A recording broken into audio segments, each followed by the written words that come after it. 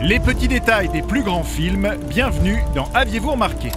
Un général devenu gladiateur cherchant à se venger d'un empereur romain avide de pouvoir, si tout ça vous dit quelque chose, c'est que vous connaissez le cultissime Gladiator du grand Ridley Scott et son Russell Crowe titanesque. Mais peut-être êtes-vous passé à côté de ces quelques détails et secrets qu'on vous propose de découvrir maintenant.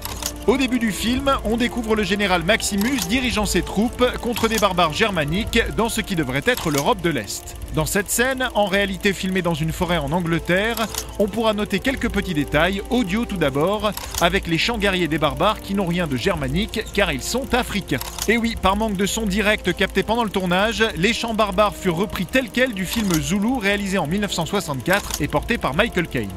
On peut même entendre le mot Zulu à certains moments, c'est fou. Dans cette même séquence, on aura aussi remarqué que les blessures visibles sur le visage de Russell Crowe ici sont bien vraies et ont été causées par des branches quand le cheval de l'acteur s'est emballé et l'a emmené à travers les arbres. Autre petit détail amusant, dans cette même scène, après que Maximus soit tombé de son cheval justement et qu'il s'apprête à frapper un ennemi de son épée, on peut le voir sourire brièvement ici.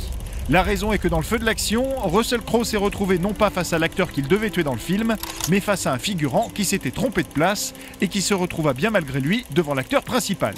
D'où la rigolade générale qui s'ensuivit et qui fut gardée dans le montage final. Gladiator, on le disait, c'est donc un film culte qui fit apparaître Russell Crowe sur la carte des acteurs qui comptent à Hollywood et qui remit le péplum au goût du jour.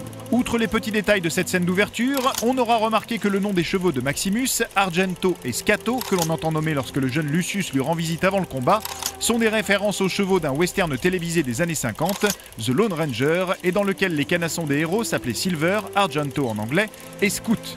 On aura également noté que la main caressant les blés sur ce plan iconique du film n'est pas celle de Russell Crowe, mais celle de sa doublure, Stuart Clark. Enfin, on peut voir dans la scène où Proximo libère Maximus que le visage de l'acteur Oliver Reed est un peu trop brillant et détonne légèrement avec le reste de la scène assez sombre. Rien de surprenant pour la bonne raison que l'acteur est décédé pendant le tournage sans avoir filmé toutes ces scènes et qu'il a fallu bricoler sa mort à l'écran avec une doublure de dos et un plan d'une autre scène de lui incrusté de face. Mais ça, bien sûr, vous l'aviez remarqué, non ?